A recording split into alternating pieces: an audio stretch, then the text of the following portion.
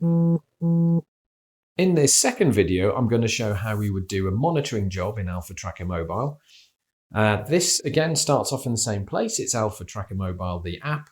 I've fired that up and I'm going to go back into Water Offline. Once I'm in Water Offline, I'm looking at the calorifier and temperature monitoring job, the one at the bottom of the list here that ends 58. I'll tap that, and the first thing I would do again is the general information about the job, so taking a front page photo and making sure that all of these sections are either completed or updated if I'd already captured the information back at the office. Then I'd be looking at the assets and outlets and which ones from the site I want to be looking at today, because you don't have to monitor, obviously, all outlets or assets that are at a site. It would depend on the type of work you're doing.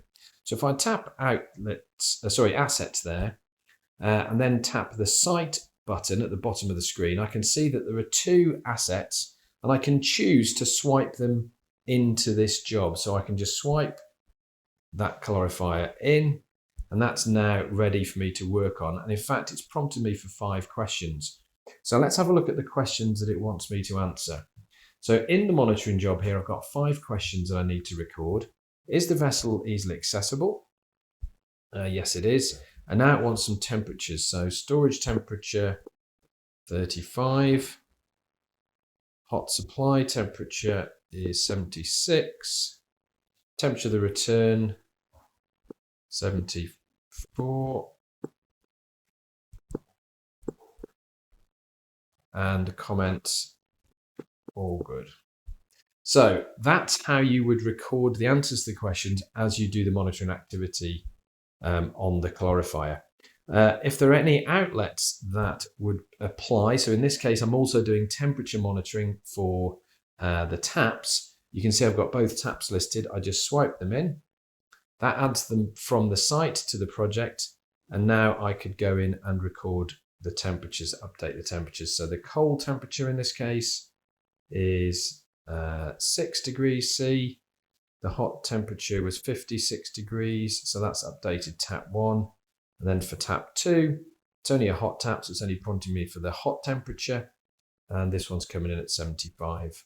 Now those, when I sync them, will automatically trigger any risks associated with low temperatures or high temperatures, or any of the answers to the questions that I've recorded, which should prompt the risks to be generated. So the risk generation is a fully automatic process based on the answers to the questions and the temperatures that I've logged.